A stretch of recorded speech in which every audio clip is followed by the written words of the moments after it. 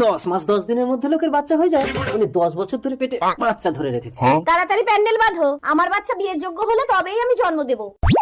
মা ষষ্ঠী, জন্ম মুহূর্তেই যদি এই বাচ্চার বিয়ে না দিস তাহলে এই বাচ্চার বাবা মারা যাবে।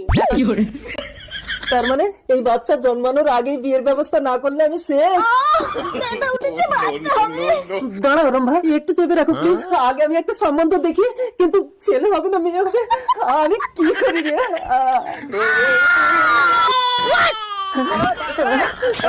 আমি বেঁচে আছি, আমি বেঁচে আছি। আমি বিয়ে করবো। কাকু না, আমি তোমার বাবা। পাশের বাড়ির কাকুটা হঠাৎ মারা গেছে, আপনি একটু চলুন না। আরে ওটাই তো আমার জন্মদাতা পিতা।